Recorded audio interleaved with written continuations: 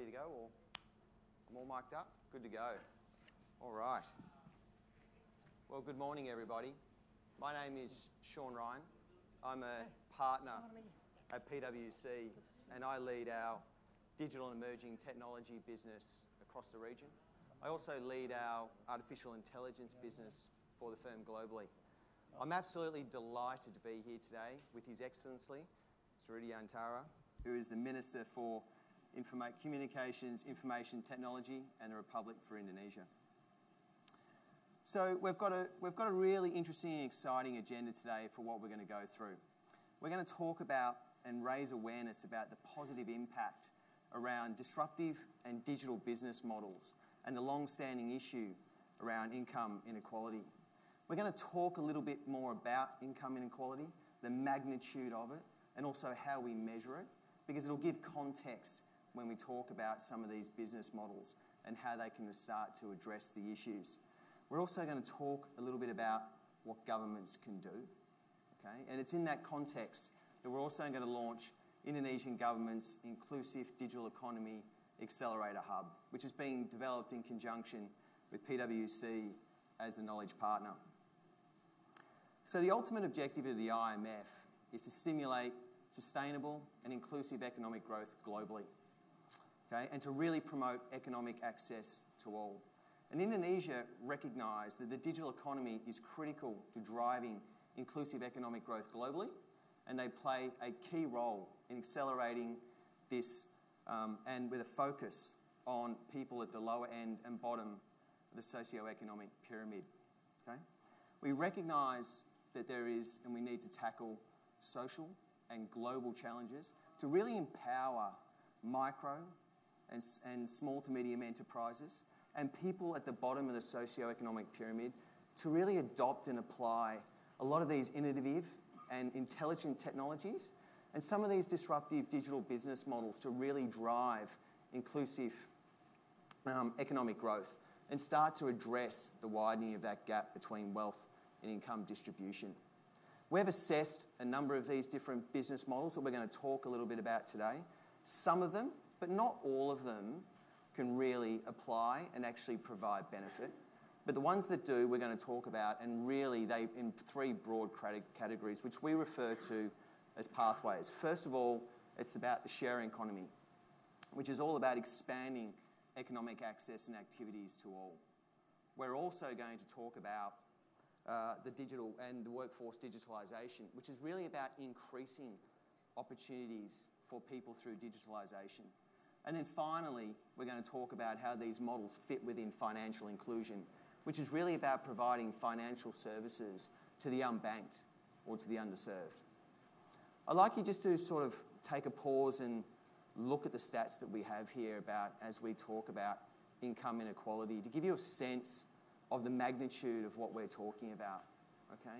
It really is significant. 2/3 of the countries around the world have a significant income inequality issue, and it's only getting worse, okay? So it's in this context, it's very important to understand why we're talking about and why we're so passionate about these digital business models that we'll be talking about. Just next slide, please. So how do we measure inequality? And this, for me, is a really important part of the discussion so that you really understand why this is so widespread and why we need to do something about it. So we measure inequality using a ratio developed by Corrado Gini, which starts to describe the disparity between high and low income groups, okay? The higher the coefficient, the higher the level of inequality. And what's very important here is down the bottom right, although it's a little bit small, is that you can see a chart which gives you that ratio, that coefficient for many different countries. The ones highlighted in yellow are the G20 countries. And you can see a line there at 0.3, which defines a high level of inequality which almost all countries, and certainly in the G20, are part of. So this gives you a sense of the magnitude of what we're talking about around income inequality. Okay, I'd like to take a little bit of a pause there because I know we're talking about a very serious topic, a very important topic. And I'm also conscious that we are in the comfort of a nice hotel here having this conversation.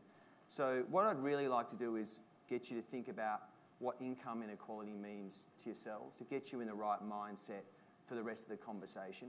I'm going to invite you now to see a video prepared by the World Bank, which takes you through two different life experiences of, in this case, Indonesian women, but really could apply to many countries that we've already been talking about. Video, please. Meet Dewi and Putri, two girls from Indonesia. Dewi's family is rich and belongs to the top 10% of households in terms of income. Putri's family is not as fortunate. They are in the bottom 10% of households, part of the 28 million people who live below the poverty line. Inequality divided these girls even before they were born. Putri's mother did not visit a formal health facility while she was pregnant and did not get the right nutrition. Because of this, Putri was born underweight. Dewi's mother, on the other hand, was able to visit her doctor regularly and get the right nutrition so that Dewi was born with a healthy weight. During her first 2 years, Putri did not receive her full vaccinations and didn't get the right nutrition either. So rather than catching up to Dewi, who continued to grow tall and healthy, Putri fell even further behind. Dewi grew up in a house with clean running water and a toilet. Putri's family couldn't afford a toilet. Because she had to defecate in the open, she got diarrhea frequently. This made her growth even more stunted, while Dewi, who almost never had diarrhea, grew tall. Inequality deepened when the girls were old enough to start school. Dewi got a head start by attending early childhood education classes, which taught her how to learn. Putri, meanwhile, stayed at home. Dewi made it all the way to her high school graduation and then continued on to university. Putri started school too and finished grade 6. But because the extra cost for books, uniforms, and travel were too high, her family could not afford to keep her in school. Instead, they needed her to earn extra income for the household. With her education, Dewi found a job with good pay and benefits. Putri wasn't as fortunate. She had to settle for a job in the informal sector with less pay, less security, and fewer benefits. Without a good job, Putri won't be able to afford healthcare or make sure that her children stay in school. And so, poverty and inequality get passed on from generation to generation. Now, what if we told you that Putri's story doesn't only apply to the bottom 10%? Another 68 million Indonesians in the bottom 40% of households are not much better off. It doesn't take much for them to slip into poverty, a bad harvest, a lost job, an unexpected illness. But it doesn't have to be this way. Let's step back for a minute. What if Putri's mother got the prenatal care and nutrition that she needed? What if Putri had received all her vaccinations? What if her home had clean water and a toilet? What if Putri started school in kindergarten and could stay in school until she graduated from high school? What if she had the chance to build her skills and find a job with a decent wage? This would help not only Putri, but also her family and the generations that come after her. And if other girls like Putri did the same, this could change their communities. And, add it all together, this could change Indonesia.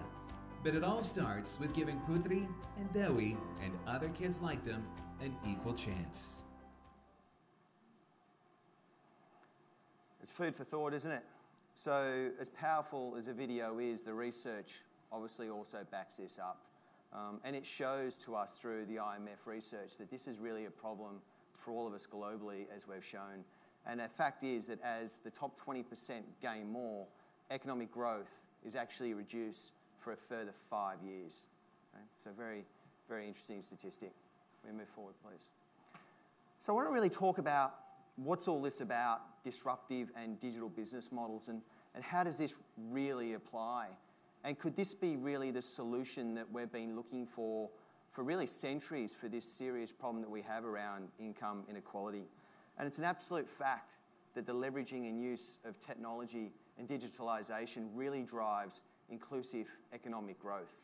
If you look at the research here by both PwC and by some of our peers, it really shows that as digitalisation goes up, GDP goes up, and unemployment goes down. In fact, 1/5 of GDP can be attributed to digitalisation.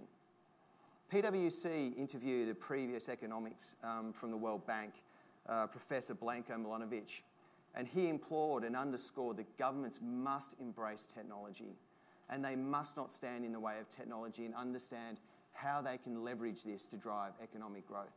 He also noted that you need to be careful of the negative distribution consequences of it, but ultimately governments must embrace this and leverage technology. Okay? And that then really leads to the question about how can digitalisation really start to positively affect and address some of these strategic issues that are associated with a widening gap between wealth and income distribution. Well, the Indonesian government has been thinking about this, and I'm about to invite the Minister up to talk about, Minister Rudiantara, to talk about his vision around digital business models and the role that they play in actually driving inclusive economic growth, okay? And how they can start to solve some of these particular issues. And then also talk about the launch of what is this inspirational and unique idea around the Idea Hub initiative that I mentioned at the beginning. Minister.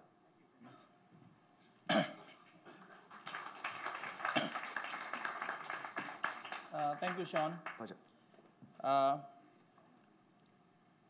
Good morning, everyone.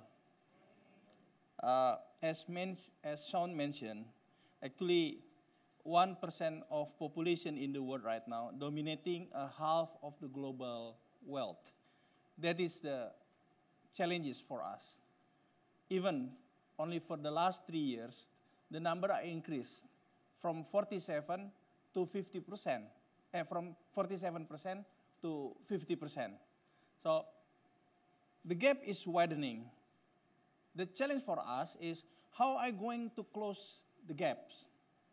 The government of Indonesia has been investigated this one for the last 2 years actually. How can we maximize the use of digital, particularly promoting the digital economy to close the gap, at least not, or halting, not to widening the gap itself, you know. So what we have to do is to unlock some variables that affecting the growing of the gap itself, you know, which is there are some enablers. There are 3 types of enablers that we can unlock by doing what? Number 1 is providing, we call it access to the market, to the people, to a lot of putris, yeah, a lot of putris in Indonesia. And also access to the financial services, access to the basic infrastructures, water, sanitation, etc. Second is also to provide an access to the people to the high quality training. This is in relations into the people or human capital development. Yeah. Provide an access for job availability. And the third block is to provide an access into the insurance, healthcare products, knowledge of financial planning, etc. So by having these 3 blocks, then Indonesia start to study how can we provide the people with an adequate access. Next. Here we are. We have to develop what we call is the number 1 is sharing economic, which is provide an access into the economic activities by means of digital. Second, we have to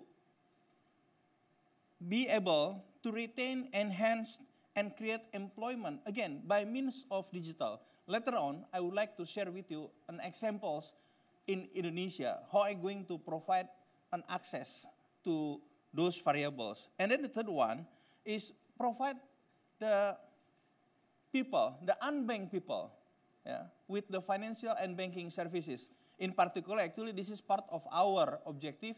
How can we increase the financial inclusion in this country? Indonesia, we have an objective by 2019 that we will reach 75% of financial inclusions. Right now, probably it's around 50%. Next. Here we are. This is some examples. How can we provide and access the economic sharing here? We have Gojek. I think most of Indonesians are very familiar with the Gojek. Gojek used to be the ride-hailing applications in the country, but right now it's not more the ride-hailing applications. They are lifestyle applications. Yeah. So we can have a food right now delivered by Gojek.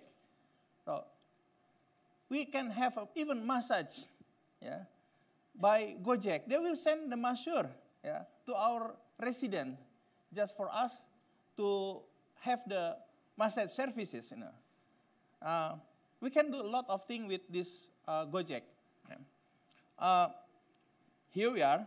We can have the GoSend. If we would like to send, we want actually to send parcels, whatever it is, just call Gojek. Ask them to send it to whatever we want to send in our cities, And from financial inclusion, also GoPay. Yeah. GoPay, as a part of the e-payment system in the country, yeah, actually right now is having a challenge. What is the challenge? Actually, the payment systems by means of digital is everywhere. Some of you probably experienced that you are offered here in Bali to pay your transaction by WeChat. If we are doing by WeChat, that means the one who will receive payment and the one who will pay, both of them, they have to use the foreign exchange currencies, not Indonesian rupiah. And both of them, likelihood they should have the bank account, have an account, whether saving or whatever account, in other countries. To me, that is not right. Yeah, that is not right. Now, so that's why I discuss a lot with the central bank in Indonesia. How can we address this issue? On the last World Economic Forum, ASEAN World Economic Forum in Hanoi, even I call the ASEAN countries to have the system that allow cross-border payment system as soon as possible right now. Otherwise, someone else from other region will come to this ASEAN region. So I do believe by providing an additional license rather than only payments license to type of GoPay in this country, this will able to address the issue of the WeChat, Alipay, or something like that. Because by digital, we cannot stop this one. What we have to do is really how can we deal with them, yeah, by providing an adequate business processes. Next. Here we are. I said earlier that Gojek is no longer the ride-hailing applications. They are lifestyle applications. The food. Yeah. We can order any kind of foods in big cities in Indonesia. Not only in Jakarta, but other cities. Because Gojek are available in more than 20 big cities in the country. Yeah. So this also creates an opportunity for the people who are good in cooking something. If they would like to enter into this business, to culinary business, they don't have to build, they don't have to create the restaurant. They don't have to lease the space for the restaurant. They can cook directly from their kitchen and deliver to the customer by doing what? By GoFood. I got the numbers from GoFood. Since GoFood introduced 2 years ago, yeah, they measures, yeah, how far is the Gojek drivers deliver the food until April this year. So they already went to the 165 million kilometers to deliver the foods in Indonesia. That is a very big numbers, here we are. Gojek has been downloaded by almost 100 million people in Indonesia. And Gojek right now, they have more than 1 million driver, motorcycle driver. In the establishment of Gojek, which is less than 10 years ago, they only have 50 drivers which is belong to them. But right now, Gojek, they don't have an asset. So the motorcycle is belong to the driver. It's not belong to the Gojek itself. This is what we call is also the sharing of economic sharing. Next. Here we are. The study conducted by the University of Indonesia on these Gojek things proves that the one who join with Gojek, either the people who are not having the jobs and they go directly joining as the Gojek drivers, or the Gojek, the traditional one that is not online, joining the Gojek right now, that increase on average 40%, more than 40%, almost 50% of their wealth. So this study is conducted by the well-known university in Indonesia, in particular in how the digital economy impacted into the people wealth, into the other putri. Here is the number, that the wealth is increased 44% to more than 3 million rupiah, or more than US dollars per month in Indonesia for Gojek driver.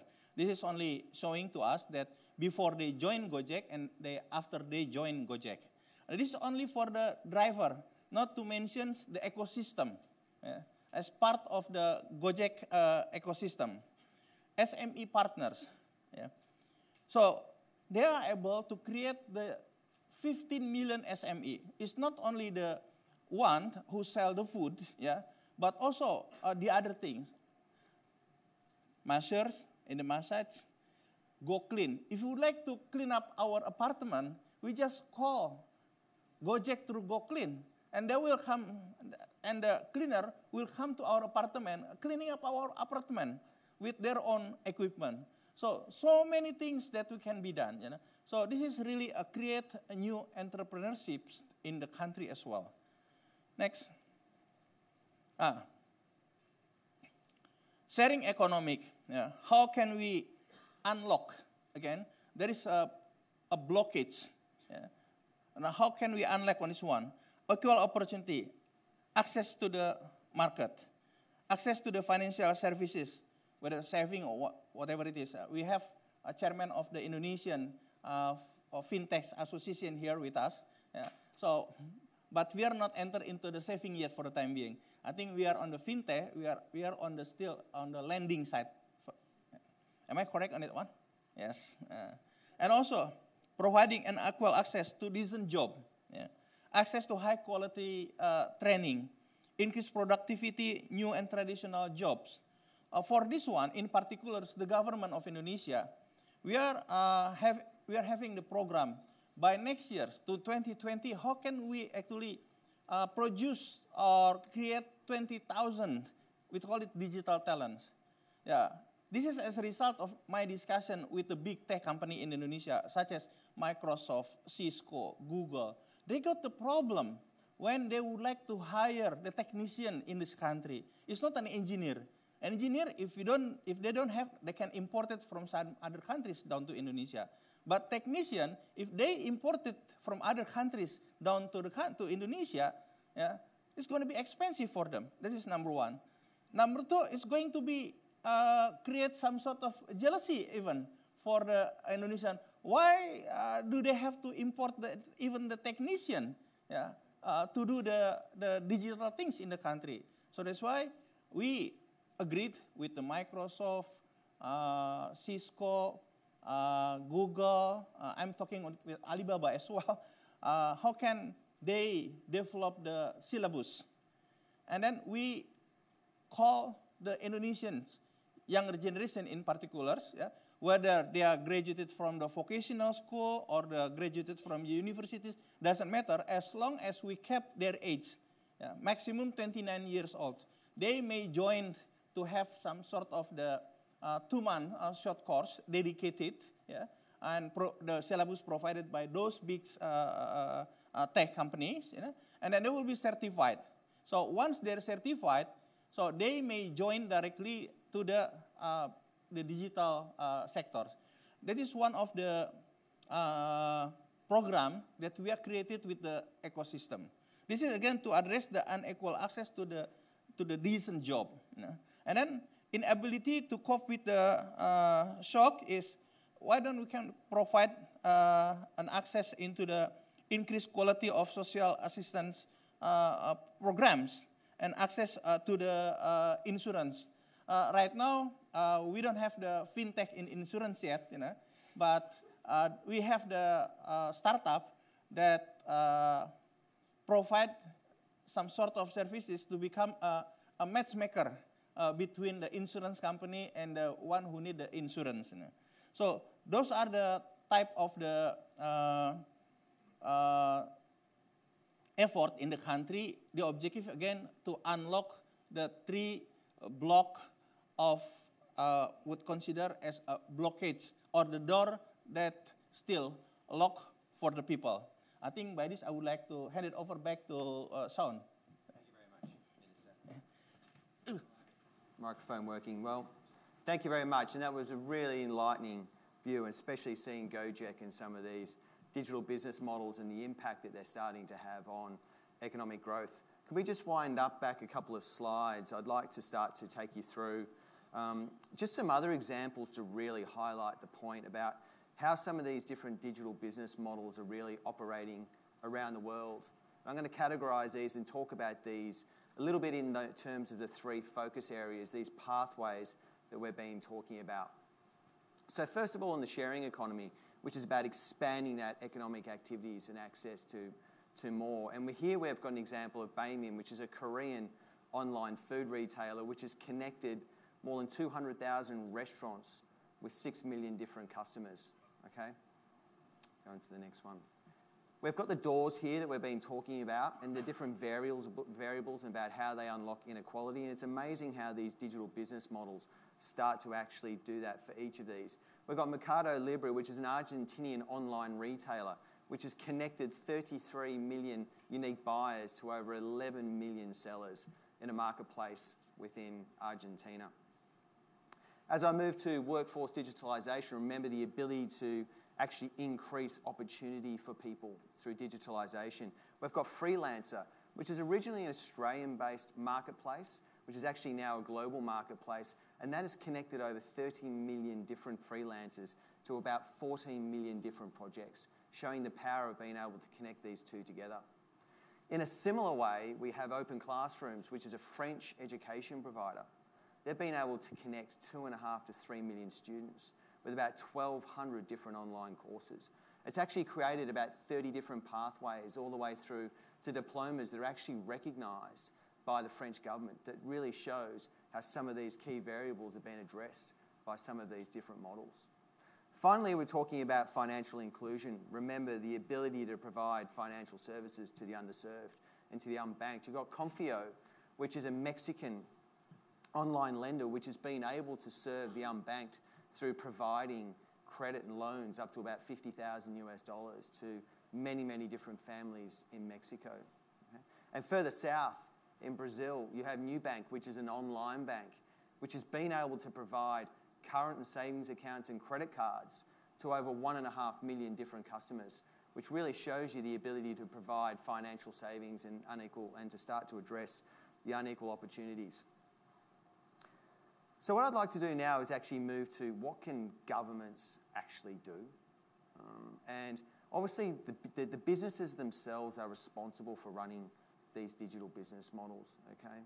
But it really comes down to the government to be able to create that enabling environment, okay? Be able to remove the barriers for them to be able to operate and be able to expand and be successful. In my own experience, laws and regulations, many of which have been developed and written pre-digital, are causing issues and barriers to entry. Further, we have infrastructure in itself, which can also be a barrier. Everything from access to broadband in key regions, which again stops many of these business models from actually being adopted in any form of accelerated fashion. So on the left-hand side here, we have the key enablers of a digital economy, okay? And both government and the private sector have a responsibility for each of these different areas, and I'll take you through each of them. First and foremost, we've got hard infrastructure. So the ability to actually provide that infrastructure, as I was mentioning before, often the private sector takes the lead, but they can't fill all the gaps. It's often not there as a return on investment, so governments have to help. Public-private partnerships, these are there to really try and drive and solve that particular enabler. Digital trust, safety and security. Well, actually our own firm, PwC, is built around trust in society, okay? But the government really has to be able to provide intelligent regulation to be able to enable that to occur. Localised content and services, well, that really is a responsibility of the private sector as part of their business to do it. But the government has to be able to enable them to do that and remove regulatory barriers that are associated with it. Good digital literacy rate. This really is a key part of the government's responsibility to promote this. But the private sector can help in doing some of these as well. And finally, mainstreaming digitalisation for business and government. And this is both their responsibilities to really drive that adoption. So I'd actually like to invite the Minister up again, who can take us through what the Indonesian government is doing to address each of these areas. Thank you, Sean. The role of the government is very important as one of the ecosystems in developing the digital economy.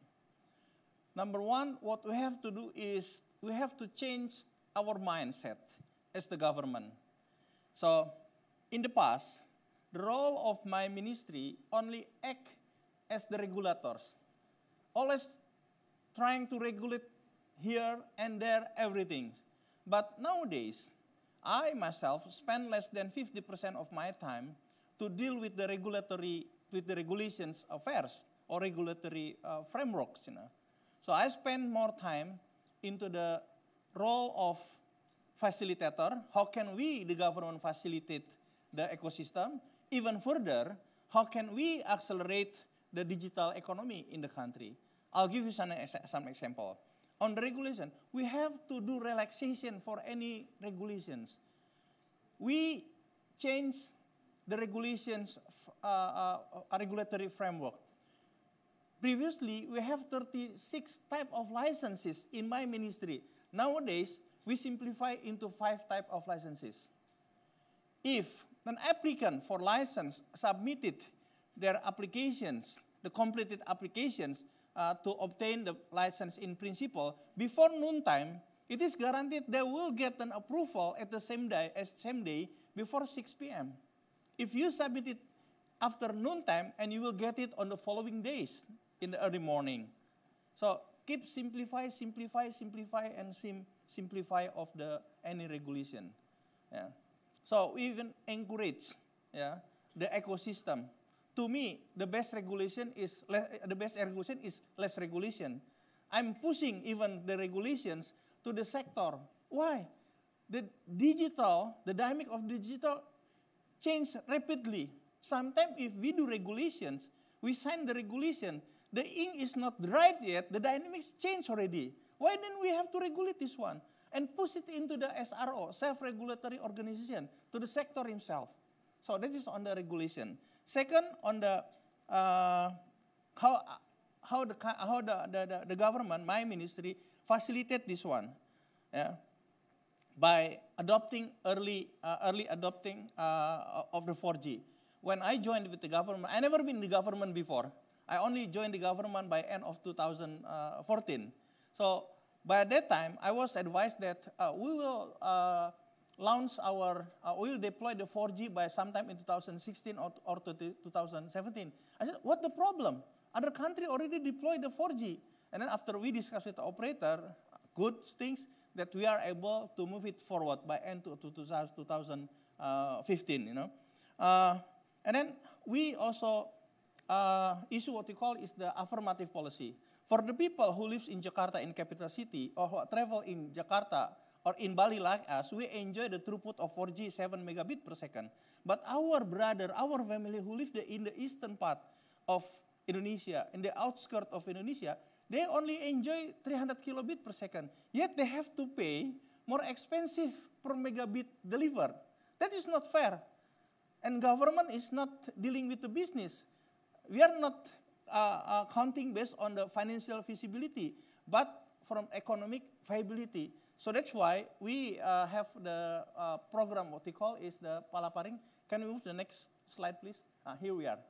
The objective is how can we connect the whole region throughout the country and major cities.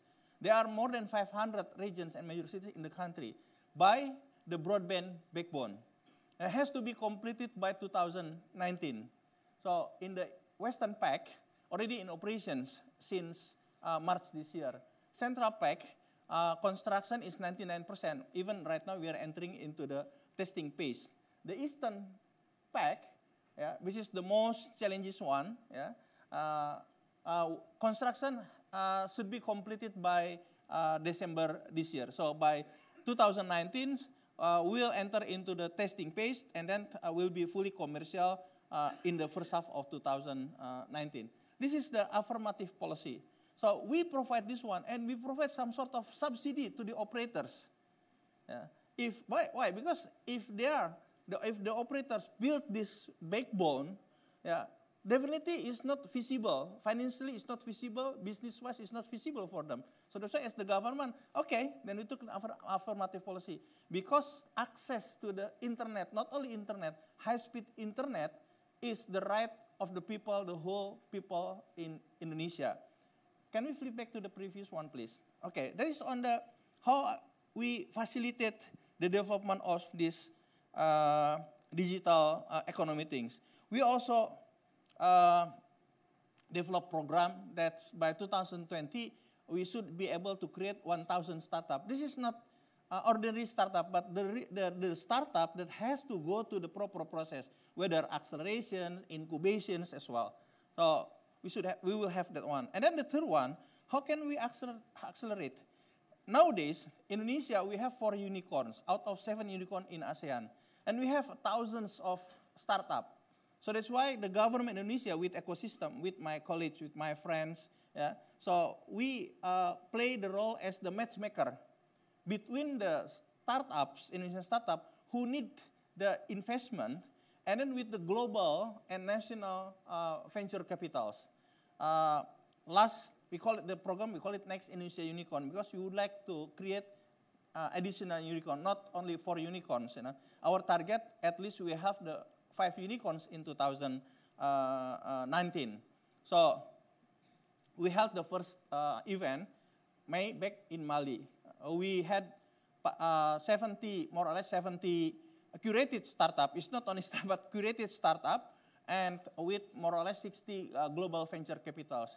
The meetups, one-on-one meeting between the startups and the venture capital requested more than 2,000, but only happened in 1,000, around 1,100 meetings, one-on-one meeting, only within 2 days. And then the next one will be held end of this week, Saturday and Sunday. Again, this will be attended by more or less 70 Indonesian curated startup, and also the global venture capital, such as Sequoia, and then there will be representative as well from, I do believe, from the Alibaba Group, either from Ant Financial or from the Alibaba Group itself, and also from the Japan, what do you call? SoftBank. All are the big venture capitals, because definitely in this region, all are eyeing to Indonesia on the digital economy development. That is the government what they have to do, change the mindset, shift the role from regulators only to become facilitator, and further to become an accelerator. By this, I would like to hand it over back to Son, I think.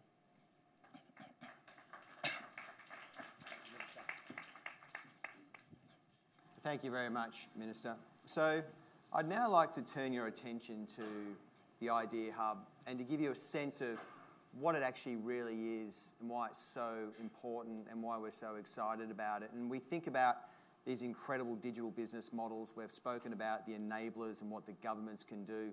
And this is really about an acceleration hub. How do we take in all of these disruptive and digital business models that we have from both Indonesia and around the world, and assess them and understand their inputs, what their critical success factors are, the changes that are required from policy, the jobs and the skills, what the impact is on inclusive growth. and to be able to create a repository, a hub in the middle that gives us then a platform to be able to disseminate and accelerate the adoption of these business models through these enterprises through other countries, okay? There's 3 core functions that we see that are a part of this hub. First is that repository, okay? That single grouping of bringing in all of these different types of business models with an objective analysis of the impact that they have on the key determinants for the Gini ratio, and to be able to understand what are those different skills and requirements, what are those policy changes that are going to be needed to be able to adopt those in other countries. If you think about the years that have gone into building some of these businesses, other countries could adopt these and rapidly accelerate them. We really see this as an evangelist, the ability to connect and disseminate through this repository into these different countries, and then finally really create a connected platform to scale and be able to connect governments with these enterprises, with entrepreneurs, with the private sector, to be able to rapidly adopt these into different countries. It has great benefits associated with it.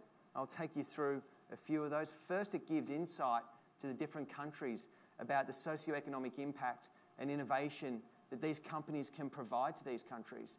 It enables them to connect and give them awareness that these are there and that they can be leveraged and adopted. It raises awareness of the issues around the policy and regulatory frameworks that will need to change, that have really inhibited them in the past. So not having to reinvent the wheel about how you can adopt these particular types of business models. It really gives the country a roadmap for the types of jobs and skills they're going to need in the future so that they can get ahead of the curve, okay, and really be able to understand what is it they're going to need in advance so that they can accelerate and adopt these. And then ultimately, it's all about acceleration, right? The ability to really elevate the market exposure and to have rapid adoption, and then be able to enable these countries to be able to engage with policymakers in other countries, learn from them, understand how they can rapidly adopt these different business models. We'd like to take you just through some screenshots of what the Idea Hub looks like. We don't have, it's still in prototype. We'll go through and show you some of these. And ultimately, it's not just a technology platform, although you'll see some of those elements here, and it has everything from best practices to the countries that have got some of these business models through to the actual information around the business models themselves. There's also some of the impacts and the analysis of these models to really create that objective platform that we have. But I want you to think about it as more than that, okay? It really is a community of practice, something that is going to enable the connectivity between digital enterprises and within countries to be able to adopt these. Well, thank you very much, everybody. I'd like to now bring the Minister back up to conclude our presentation. And I'd like to ask the Minister the question about what do you really want to get out of this conversation today? Thank you, Sean. I think this is the easiest part of my presentation. Only one slide, only one slide. What we have to do actually. So we call all of the countries. We know that this is the IMF forum. Probably will be more fit to the World Bank forum as well. That we call all the countries to participate and nominate the best digital economy business model, SID, social, economically inclusive digital business model, what they think they can address either financial inclusions, workforce digitization, or the economic sharing. That is number one. And provide the feedback on your experience, again, to promoting SIDs. And the third one is call international organization support the Idea Hub. I'm going to talk to World Bank on this one. How can get the bank's involvement on this program. I think by this I would like to conclude my presentation, and thank you very much for your all attention. Thank you very much, Minister.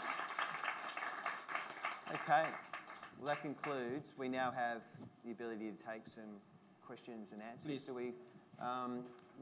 Please raise hands for those that have questions for the Minister, and we'd like to take those in groups of 3 if we can. Do we have a microphone? Do we want to bring... After this gentleman, I think this ladies, because we also had to equalize between the the man and the woman. Thank you. Yes, you asked a question. So I'll take 3 questions, and then we'll let the Minister respond. Ladies first. Thank you, Mr. Minister, Bapak Rudiantara, our Minister of Communication and Information. Thank you for your enlightenment presentation. It's really enlightenment to us, and we obviously agree that digitalization is a belief in an era of disruption to be implemented by all levels of society along with the government. But we cannot turn a blind eye to the potential for new problems in the world of higher education. So it's about the impact to education, sir. The risk of finding work on the one hand reduces the interest in higher education. How the government anticipates the possibility of decreasing interest in studying at tertiary institutions from the younger generation, sir, who prefer the future vocational school, like as your presentation today. Thank you. Okay. May we take the second question, please? We can. Thank you. Good morning. My name is Ibrahim. I'm an economist at Samudra Indonesia. My question is, thank you very much for your great presentation, Pak Menteri. My comment is about your statement on the importance on regulation in one hand, and on the other hand, we are talking about digital divide. So you are talking about how the eastern part of our citizens are still enjoying the internet in slower pace, but at the same time, they pay very excessive amount of money in comparison to us in the western part of the country. But on the other hand, you also mentioned that this sector doesn't need enough regulation, so we have to make some kind of flexibilities in the sector and to return to the sector itself to regulate themselves. So to me, it's kind of a little bit contradictory. How can regulation be supportive towards bridging digital divide? As we know, probably in eastern part of the country, there's still lack of investment, and one operator is only taking part of the industry, so that they need to share the infrastructure to others. So how can you accentuate this? On the one hand, you are talking about flexibility. On the other hand, we are still facing about digital divide, especially in the eastern part. Those regulation is still needed to, for them to, for instance, to share their network to others. Thank you. Okay, thank you. I would like to address the second question first. That's why the government has to come up with an affirmative policy. If everything calculated based on the business, it won't happen. Yeah? So let the business do their own business in the big cities, in the area where they consider there is a feasibility, whether financial feasibility or business feasibility. Infrastructure is the responsibility of the government. Infrastructure is responsibility of the country, not the businessman, not the businesswoman. Yeah? So I used to be a private sector. We are focusing only on the business area. So, but now I'm the government. So we are focusing how can we develop the infrastructure in non-financial feasible area.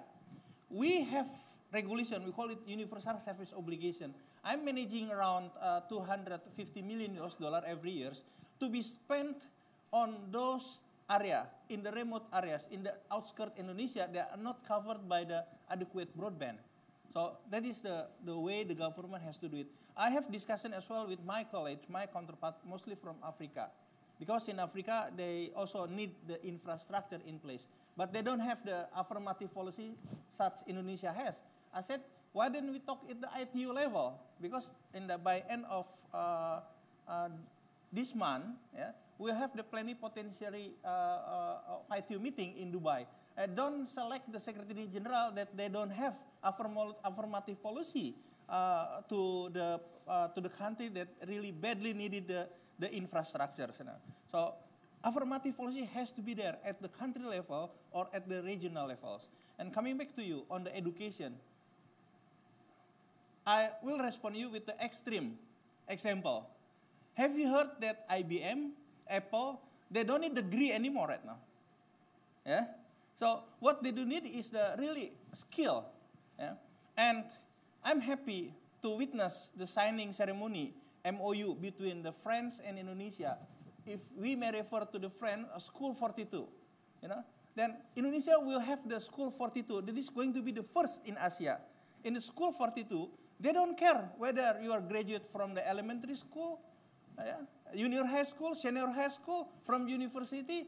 They don't care on the age.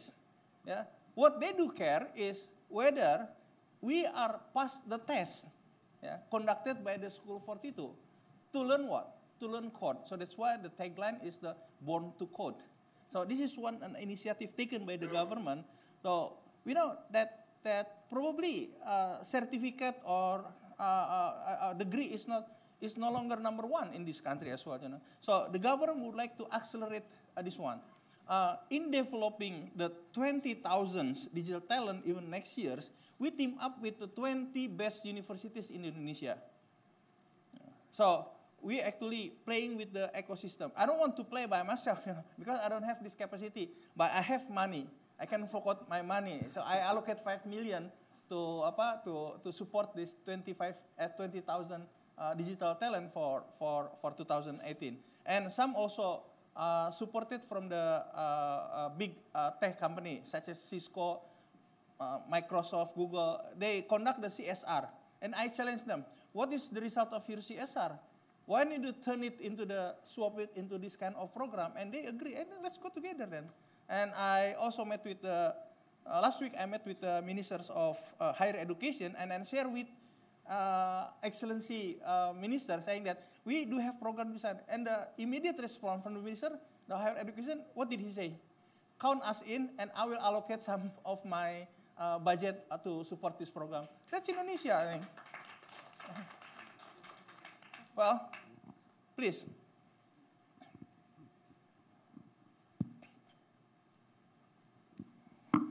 Thank you for a very good presentation. I'm Sohaimi from the Central Bank of Malaysia. My question is, the past financial crises were rooted in the fact that regulators failed to keep pace with innovation during that time. The Asian financial crisis, the global financial crisis were basically caused by regulators not able to keep pace of the innovation that happened during that period. So could this be actually a new seed of future financial crises, given that there's aspiration for less regulation and more facilitation by the government in promoting digitization? Thank you. I'm a firm believer, with the best regulation is less regulation. I don't see any potential catastrophic in the financial sector or something like that. So that's why I keep urging my counterpart, particularly on payment, since you are representing the Central Bank of Malaysia, we have to do it as soon as possible. Otherwise, someone else from other region will come to our region. Don't forget, in ASEAN, we have 600 million population. This is a big market. And the economic growth in these regions is the highest compared to any region in the world, except if we compare with a country like China or India. But from regional wise, we have to really team up as a region. Thank you. Actually, I'm responsible for the payment system development in Malaysia. So I echo your sentiment, and I think that the region basically need to link up our payment system together as soon as possible to benefit from the wealth that we have within the region. Thank you for that. Okay. Pak, please. Thank you. My name is Marco Schuller, investment banker from Monte Carlo. I would appreciate your thoughts on the following. You started your presentation with the hypothesis that the digitalization of a society helps to close the gap in wealth and income inequality. Now, I think you made the case for actually widening income inequality by further digitalizing our societies, considering that the platform economy knows the winner-takes-all mentality, meaning it puts a fast track on creating oligopolies and monopolies. So the more we digitalize our societies, the more, and excuse my language, we feed the beast. So as long as we haven't solved the redistribution of wealth concentration through digitalization, allowing access to even more people actually worsens the situation, no?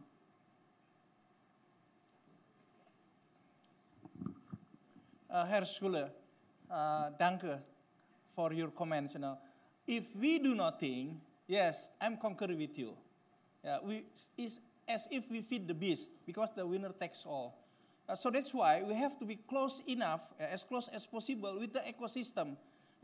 Choices for us is do nothing, and we keep widening the gap, or we do something. And to my principal, and even with my boss, saying that let's the flower groom, and then we regulate later. But if we don't see the flower groom, then what are you going to regulate? So I must apologize for this probably this simplicity, you know. But to us, let everything grow first, you know, and then we, if necessary, and we regulate later. So that's why we have to be as close as possible with the ecosystem. No more question? Oh.